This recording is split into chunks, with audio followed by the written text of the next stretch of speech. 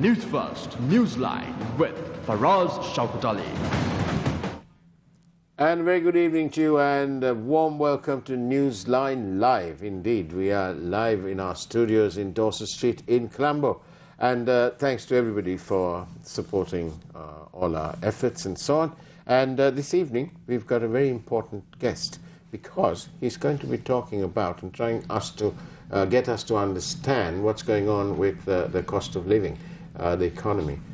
Everybody that I have met anyway, the first thing they talk about is the rising cost of living. So let's find out, shall we? Banker, politician, and he's right here with us, Mr. Eran Wickramaratne. Very good evening to you, sir. Good evening. And everyone's talking about high cost of living. What's going on? Honestly, devoid of politics, what's going on? It's interesting that you say devoid of politics. Yes, no, I don't want any political jargon. I want it the way it is. Yeah, so I don't think anything is devoid of politics. However, on the cost of living, it's plain and simple. I think, mother, right, daughter, a sister, the person who goes to the market, who shops, right, will come and tell you there's no debate about the cost of living going up. Right. Now, academic people will argue it in different ways and say the poverty line cost of living per capita per month was about rupees 3,800. 5 years ago, it's 5,800 now, and more recently it's gone up. So whether you look at it academically or you just look at it in the kussiya, whether you look at milk powder, right? There was a real fear by young mothers because, a young mother has to breastfeed. And if she, for some reason, can't or has to supplement it, she has to get the milk. Earlier, the fear was that the milk itself may not come, because if you can't pay in dollars, the milk doesn't come. But milk powder prices have gone up, right? Then if you look at, the most recent one that went up drastically was the gas price. Oh, yes. And if you are living in an urban area, that's what most people are on. So few have electricity, which they can use in their kitchen. Most use gas. And lots of urban people can't really go back to the darar lipa because you can't use it in an urban setting. So there is a huge problem in that. Then if you take prices and from sugar to onions to potatoes to wheat flour to bread to the malupang, right, which a child likes to eat. Now the schools are just beginning. Either you eat a roast pang or a malupang in school sort of thing. No, everything has gone up. Can I ask you this? Yeah. It's all gone up. Yeah. Why has it gone up? Is it because somebody in government doesn't know what to do? Surely they wouldn't willingly, by design, allow these prices to go up. Surely. That's suicidal. Correct. So it's many reasons, right? I don't want to simplify it. But there are two main reasons I will say it. One is mismanagement. Okay. Because I heard you, Faraz, some time ago interviewing the governor of the central bank. Indeed. And he said in that interview that one of his responsibilities was price stability. Yeah. Another responsibility was financial stability. Indeed. So price stability. So clearly, if that was the responsibility, they have clearly failed. There's no discussion about it. Explanations don't help us. Changing faces don't help us because they have pursued a monetary policy which just does not work. Because if you keep printing this is the MMT. MMT, you keep printing money, Yeah. right? All the theories don't matter. If you just keep printing money and your production hasn't really gone up and more money is chasing the same amount of goods. I'm simplifying it very much. Prices are just climbing. That's one. The other for us is international prices. Now we all consume locally and we also consume internationally. Then I saw a bit of I don't know whether they're trying to joke, right? Now sometimes they talk about vehicles. I mean, what are they talking about? Some things today are essentials. Right? If we don't have a train engine brought into this country, public transport. If we don't bring a bus from overseas, public transport is affected. Forget private transport, where they can think that private transport is to do with the middle classes and they don't care two hoots about the middle classes. I'm now talking about public transport. Look at the public transport. That is affected. Then they talk about children haven't gone for us to school for 1.5 years. I think Sri Lanka, and there's only one other country in the world that schools have been closed for such a long time. Then they say, oh, we're giving online education. What's the truth of the matter? The truth of the matter is, if our child happens to be in a private recognized school, they got some education, but the private schools have to a large extent caught up on good online education. But if you are in a government school, with a few exceptions, right, there are 10,000 government schools, right, throughout the country, right, if you are in a government school, first is you have to have the instrument, right, you have to have the... You need the device. The device is imported. Yeah. Then you have to have the data, and you have to be able to pay for the data. Yeah. So that is the import cost also for us sends the cost of living high. Now there are some things we can't control. Now the next big shot that's going to come is fuel prices are going to go up. Right, whether it's diesel or petrol, right, whatever fuel prices are going to go up.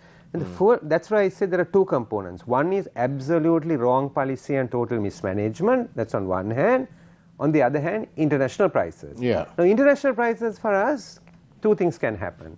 Sometimes it can go up, sometimes it can go down. Yeah. Right. But the whole idea when we introduced and when Mangala Samaravira introduced the formula, the idea was that people will know when international prices go up, the fuel price goes up. When international prices come down, the fuel price comes down. So you are beginning to create basically a transparency that people know. And if government is taking taxes also, that's fine. Governments have to take taxes. I say that very clearly. Yeah. But even that is transparent. You know, okay, you're being taxed 10% or 20% or 25% or whatever. Yeah. Right? So international prices. So now I heard the minister in charge of the subject say, oh, fuel prices have gone up, therefore fuel prices internationally, therefore fuel prices will have to go up locally. Obviously, fuel prices will have to go up. The only problem I have with this minister is this, that he's the minister in charge of energy, you know, fuel and so on. Why is it that he's asking another minister to do something about it? Why is he asking Basil Rajapaksa to do something? If he can't do the job, then he ought to get out of office. Why is he asking? I mean, can you explain that? That's a political question. Answer that then. Faraz, I don't know who is asking whom. But he said it. He said there's the statement there. He says the minister says, "Oh, you know, we can't do anything about this. We'll have to ask Basil Rajapaksa to do something." Like what? Faraz, your question itself poses a larger question. That there is somehow or other a belief created that these people can improve our situation. They can't. We are thinking, okay, we are saying the minister is asking Basil Rajapaksa to improve the situation. To provide a solution. Provide a solution. So can Basil Rajapaksa provide a solution? Well, the point is this, that why should the minister who's been paid to do a job, and that is his job, is to be in charge of our petroleum and so on? Yeah, but I'm going beyond that, Faraz. What I'm saying is, Faraz, if you have the wrong policy and you have incompetent people, take a look at the people who are listening to me. Think about your own children. Your own children, you have put them through school, O levels, A levels. Most of you have tried to give them a university education in this country or overseas. Or you have tried to tell them, go and learn something, a professional education, accountancy or law, or, you know, there are so many things, or practical education. You see, some kind of practical education. That's how you push these children. These people Faraz is talking about, right? And I'm not talking of any one individual. You look at most of them. Look at most of them. Faraz, they haven't even got their O levels. Some people don't have their A levels. Hardly anybody has gone to university. Hardly anybody of these people who are making the decisions and governing this country for us have got even a professional education. So always one is telling, oh, I'm asking the other person to solve the problem. Faraz, right, when you are trying to solve a problem, you have to refer to people who know about it, no? You are asking, if that minister has said that, right, so ask him, the blind leading the blind, no, is a saying, right? What are we talking about? You think we are going to come out by that? Never going to happen. You know, half the time I was tempted to say to you that Sir Richard Branson doesn't really have a education to speak of, but he is one of the richest men in Britain. Yeah. The question to you is, are you saying that their advisors, at least their advisors, should be on the ball? Yeah, Faraz, you are raising a question. When I mean education, I don't mean that everybody has to go to university. I don't believe that it's only qualifications. It is experience as well, Faraz. Both you need. But if you take the average Sri Lankan politician, Faraz, find me a Richard Branson. Find me one. Average Sri Lankan politician. What have they done? Either you should go what our smart young people are doing, competing, going to law college or going to university, getting a degree or going to an accountancy course or going to some other professional thing, and they are coming up. Or you don't have to have a formal education. I always think about my mother. My mother was highly educated, no formal education because didn't have the opportunity. Her parents died early and she didn't have that opportunity, but highly educated. So lots of people with experience are there, but these people don't even have that experience. For us, have they live around a supermarket? Have some of these people even run a shop for us? I'm not talking about formal education. I'm saying is Sri Lanka's fundamental problem, even before we get to policies, we don't have the people, and the people who are taking the decisions are not qualified to take the decisions. This is the fundamental issue. So what would you do if you were in government today? What would you do? I can tell you it's a long answer. That's okay, we got like 3 minutes. Okay, there is no short answer for that. First thing I would say for us is there is no quick fix.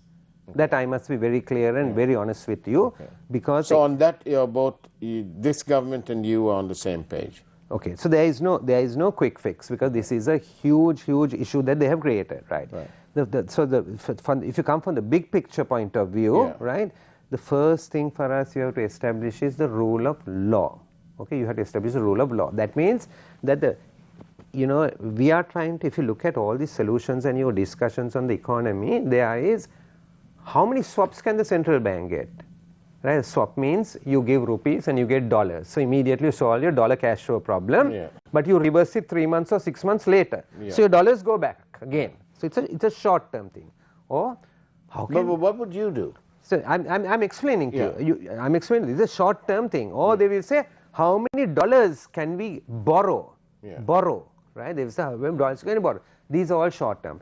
To fix it, you have to take some long-term decisions. Like? I'll tell you, it's a little bit like for us, the first thing is the people have to be fixed. Financial markets work on confidence.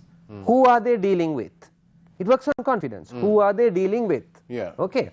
So it works on. So the rule of law has to be basically honored, right? Then, and the rule of law is very complicated because that means that Sri Lanka also has international obligations, treaties have been signed, right? And we have to really honor these rule of law. Now, rule of law obligations for us, right?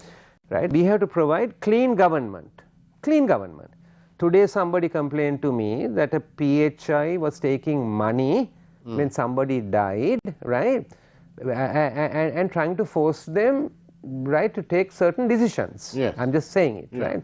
This today's story. Then somewhere else another person complained to me, right? They want to get a small plan passed, right? That they had to go and play money. Now this is what I call for us retail corruption, small amounts. But at the big picture level, the people in power, Sri Lankan Airlines bought Airbuses for us, millions of dollars were paid, right, to those in office, convicted in a court in the United Kingdom. But not those people. The Airbus was convicted. Airbus was convicted, and in that conviction it was said who they paid the money to. But Sri Lanka, as the government thereafter, arrested these people. Now they are out on bail, and then we don't know what's happening. Exactly. So what I'm trying to tell you for us, you can't solve an economic problem for us. You have to say the rule of law needs to work. This is fundamental. Economic law. So what would you do? You'd get in there and you'd start fixing the rule of law. What about that mother who needs the milk powder? No. That's what I'm trying to tell you. That's why I said for us, I can't give you a 3-minute answer. I have 5 points I want to make on this. This is the first point I'm making. Rule of law. Rule of law. Then you take Zuberi. Right, the Zuberi's payment, again the federal court in the United States says that Sri Lanka paid this money to Zuberi, who is a crook, and he has been put in prison for 12 years, and the Central Bank of Sri Lanka, which was under Governor Niwad Cabral, has made the payment without cabinet approval.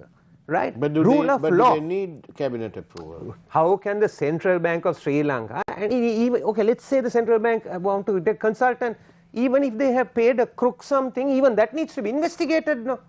Yeah. Right, so for us, we can't brush over these things, okay. right? The rule of law for us. So rule of law is one. What's the second one? Rule of law is one. Now for us, not only past things. In the last week for us, last week or two, we have signed an LNG transaction, right, with clean energy or something, right? Yeah. I'm not saying that, I'm not going to say that that transaction is corrupt for us, but let there be transparency. Otherwise, like the Airbus deal, 3 years from now, when a government changes and they investigate it, they'll find out that that transaction was corrupt. That's the issue. Have you raised the question in Parliament and asked Mr. Ali Sabri where these people are and what's happening to the case? Yeah, so now I'm now talking about those things. I'm talking about the immediate thing that happened in the last 2 weeks, right? We saw that some religious leaders have also decided to go to court and to pursue it. So rule of law is one thing for us. Now you ask me what we will do, no? I will tell you. I'll pass a law. Yeah. Okay, I'll pass a law that even if a foreign company pays a Sri Lankan official or a Sri Lankan politician, right, and if it is proven in a court of law in this country or in an accepted court of law in any country in the world, can be in the United Kingdom, can be in Japan, can be in Korea, can be in the United States, right, then that company is also subject to the law, and they need to know that. Some countries have done that. So what happens then? Even those people are scared to bribe officials and politicians in countries like ours. You are asking me what we will do. We will do that because we are committed to clean government. After all these 4 minutes, you only give me one thing, a rule of law. Right. It's a very... On that note, we'll go for a break and we'll come back for the rest of the 4 points from Mr. Eran Wickramaratne. What will the opposition do if they were in government? We'll see you on the other side of the break.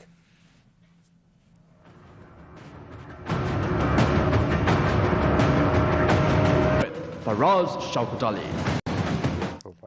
And welcome back to Newsline Live. We are running out of time, so it's straight to Mr. Eran Wickramaratne. What are these other 4 points that you'd do if you were in power? So apart from the establishing the rule of law, clean government, you have to basically, at the present crisis, is a cash flow crisis is there. Going for a soft restructuring, you see. You may have to obviously get the blessings of all the international partners and all of that. But including IMF? Yes, because you have to avoid a hard default. So that's the goal of that. So I won't say more than that in the interest of time. And then you have to demonstrate that you are able to basically manage the macroeconomy on a stable basis. Right now, one of the things that they did in the run-up to the election is they ruined it. Right? They ruined it by saying, you know, the tax system needs to be, you know, changed, you know, and as you know, revenues fell sharply, it fell, right? And they have never been able to recover from it, right? So this was one of the issues. If you were in power, would you raise taxes? It's not a question of raising taxes. It's a question about having a stable tax system. The person who pays tax is willing to pay it if he knows that it's stable over time, that the businessman can plan. So this is the third point. Fourth point? Because on that one I would say this, we want to bring the cost of business down. Right? Businessmen don't mind paying taxes if you keep the cost of business down, they're making profits. But if they're not paying profits, then you can't expect them to pay taxes. So that was a point I would make there. Then, then on expenditure, or even on the same thing, expenditure, I will say prioritize human capital. Education is the priority. It's not whether my road is tarred or building another highway. If we had the resources, I would certainly do it. But the priority is education, because human resources is the unique thing that Sri Lanka has. It's a small population. We are going to beat the rest of the world, including the South Asian table. It's human resources. We need to understand this. We need to focus this. Every child needs to be given a higher education. Every child in this country. Government's limited resources should be put it. We don't have time to elaborate on that, but I would say go for higher education and education, right? Then you need foreign direct investment. Now for us, every day the discussion is on borrowing. That somebody was asking me about this, saying that with India there is now arrangement and they want to do a swap for 400 million or whatever. Yeah, that's okay. It's short term, because today I take 400 million rupees from India and I give India the rupees. Then I tell India, $400 million. I get $400 million from India and I give the rupees. Then for us, the swap means 3 months later or 6 months later I will say, I'll give you the dollars, you give me back the rupees. That's what a swap is. It's a temporary short-term thing. It does not solve our problem. These are temporary fixes on the 400. How do you get FDI? Yeah. So getting FDI for us, no short answer. The first point I made, the rule of law, those are the most important things that have to be with clean government and the rule of law. Then the other thing for us is practical things, registration. Registration of a company, 24 hours, right? Then what do the foreign investors want, particularly if they are coming here for production, right? They want their utilities, they want their land, they want their buildings. We have to set up benchmarks. We have to set up a benchmark and say in 30 days we are going to make this available, right? The free trade zone concept was built like that. So it's plug and play concept. You know, information technology has the plug and play concept, but even in other businesses, right, you have to bring the barriers for the foreign investors to come in. And you have to make sure that it works in that particular way. So I'm giving you very short, quick answers because of the lack of time. The final point I would make is exports for us, right? We have to focus on exports. You know, the central bank governor saying, right, exporters have to bring their dollars and, you know, they have to immediately convert it, and then they try to artificially manage the rupee dollar rate. What will exporters do for us? Businessmen are businessmen around the world. We are all human beings and individuals. We work in our interest in basically making money for our companies and our shareholders. So what will they do? Some of these people will under-invoice. So if this is $100 and they are exporting it from Sri Lanka, they'll say $60, right? And their $60 will come in, right? The $40 will get collected there. This is nothing new. Around the world this happens. These will it end up in the Pandora Papers at some point? It may or may not end up in Pandora Papers. But my point is for us, right, that these are unthought through things that they are throwing. But exports we have to. So if you're asking me what we will do is exports will be given priority. So we have large companies exporting traditional exports, tea, rubber, coconut, and we have things like garments. We are now into the information technology thing, and we have some other rubber related exports and things that have been going on quite successfully. Now what we need to do is, it's a large company side, we need to bring the small person also into the SMEs, into the export market. They need two things particularly. One thing they need is technology, because if exporting, quality levels have to be high. The second thing they need is, small companies find it very difficult to find the markets. That's where government comes in, helping them to find their markets. That's a government assistant. Agriculture, I will also say, is an area that exports can be improved in agriculture. Again, the debate for 30-40 years is fertilizer. Now the government has gone and made a mess of the fertilizer thing, absolute mess, and now somebody is trying to safeguard the president by saying, oh, the president has been misled. My heavens, if you are sitting on that chair, you can't be misled like that. You must have some common sense. Well, we have the secretary or someone making an announcement that the Gazette was wrong. Yeah, so what are they trying to do? What are they trying to do then? I mean, if they can't even get that right in a Gazette and haven't had a discussion, who is actually leading this country? Where on earth are we going? Right, so exports, I would say exports need to be given priority, and technology needs to be given, even in agriculture. Get away from the fertilizer discussion. We have to really start using technology in agriculture so that the productivity goes up. I need to ask you this question before we finish, which is about in 4 minutes' time. Currently, we believe that the reserve position is rather low. Some say 2 billion. Some, if you believe some, there's no reserves. But let's say it's low, around 2 billion.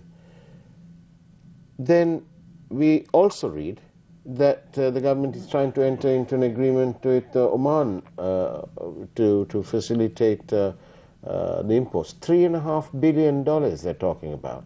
Isn't that worrying when you have reserves so low and then you enter into such agreement? For us, reserves must be really built on your real dollars or real foreign currency. Yeah. And the real way is you have to have a real investment, foreign direct investments, FDI. You have to basically have your exports growing, and then of course tourism and remittances you can add to it, and that's how your reserves grow. When we left office, right, in 2019, we handed the government with reserves of $7.6 billion. And today you heard Faraz say that it is $2 billion. Faraz, the truth is, I don't believe statistics that are coming from government anyway, but most people are saying it's in that region. So you can imagine how much it has actually come down. Now, when the reserves come like that for us, and you say that you are trying to sign a contract with another government in the Middle East, and they are going to give a $3.5 billion, that's a credit line. Okay. It is a little bit like for us going to the bank and saying, can I have an overdraft? Right. And you get an overdraft. That doesn't mean that you have that money in your savings. It's not your reserve. It's a credit line. And this credit line will be related to you buy my oil or you buy my gas or whatever. It's a credit line is given like that. And there will be terms that have been set up for that credit line. Now my general fear is this for us, because they are facing this problem, they're trying to find shortcuts. In these shortcuts for us, they are maybe sacrificing the future of our country to get over their present problem, because they want to somehow basically, obviously stay in power, right? So that they might do it. So I'm really concerned about it. I'm concerned about that because I'm hoping, I'm glad that Sri Lanka can get a credit line in a desperate situation, but I'm hoping that the terms of it will be good. It's a little bit like the LNG transaction. Getting the LNG, I'm all for the investment. I think it's good for us to have the plant, clean energy, all were good. But also I'm concerned about the terms of it, because if the monopolies are bad, whether they are government or private, but private monopolies are worse, because if we are agreeing and saying that we are going to buy their energy at their price, my heavens, we have sold our future. And we are selling it sometimes for 20 years and 30 years. That's the danger. Big problem. Do you know what? We've run out of time. So, Eran Wickramaratne, thank you very much. Shall we meet on Face the Nation one of these days? Because you can have more time then. And Shamir will be doing the honours. On that note, thank you very much. Thank you for inviting me. And that's the way it was on Newsline Live this evening. Do take care, and as always, God bless you.